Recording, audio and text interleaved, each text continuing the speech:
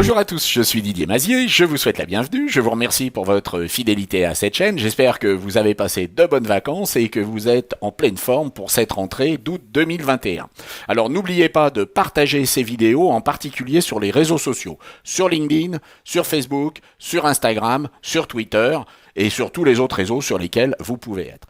Cette semaine, nous allons nous intéresser aux actions de Photoshop. Alors par action, il faut entendre script, c'est-à-dire enregistrement d'une suite d'opérations qui vont pouvoir être appliquées automatiquement. Vous avez probablement déjà vu ce genre d'image et vous vous demandez comment c'est fait. Et puis vous avez probablement également suivi des tutoriels très compliqués pour pouvoir réaliser ces effets que l'on peut appliquer sur des voitures ou que l'on peut appliquer sur des individus. Alors ce que nous allons voir nous, c'est comment ne pas se casser la tête et utiliser la bonne action.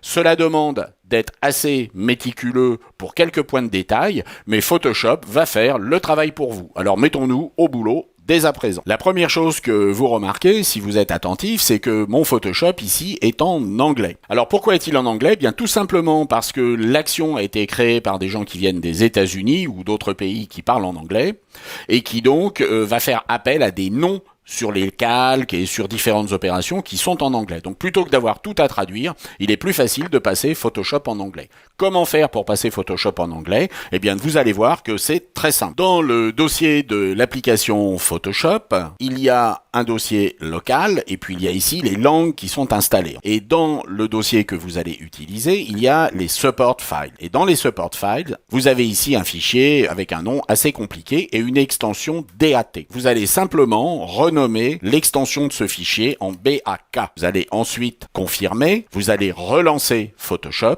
et Photoshop sera en anglais. Et puis bien entendu, lorsque vous aurez terminé votre travail avec Photoshop en anglais, il suffira de revenir dans le même dossier et de renommer ce fichier avec une extension BAK en remplaçant BAK par DAT. Alors retenez-le bien. Ensuite, vous devez disposer de cette action pour pouvoir l'installer sur votre logiciel Photoshop. Il faut donc la télécharger. Vous allez la trouver à graphiqueux.com/dispersion-photoshop-action-free-download et à nouveau un slash. Sur cette page, vous allez trouver un lien de téléchargement qui va être bien bas. Vous allez cliquer sur Download et vous allez entrer dans un processus de téléchargement avec, bien entendu, des pièges pour vous faire télécharger d'autres logiciels. Mais je vous fais confiance pour télécharger cette action. Cette action téléchargée va être sous la forme d'un fichier zippé. Vous allez dézipper ce fichier sur Mac avec un double clic, et je pense qu'également sur PC, et vous obtiendrez ce fichier dispersion suivi d'un certain nombre de numéros .atn, ce qui veut dire action. Dans Photoshop, les actions sont gérées dans un panneau.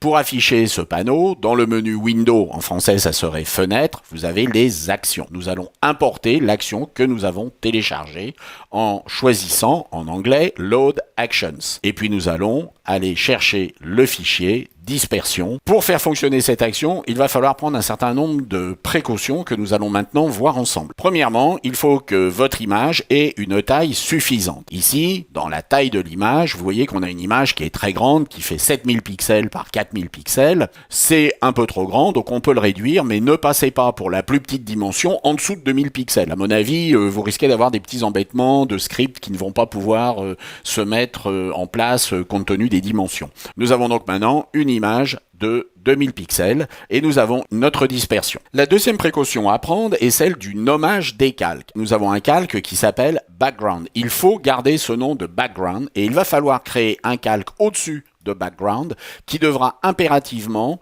s'intituler Brush avec un B minuscule. Une fois que ça c'est fait, sur le calque brush, vous allez prendre le pinceau, vous allez ensuite choisir une couleur qui soit bien visible pour voir ce que vous faites, ce qui n'aura aucun impact sur le script, et sur ce calque brush, vous allez surligner les zones que vous voulez utiliser pour votre dispersion.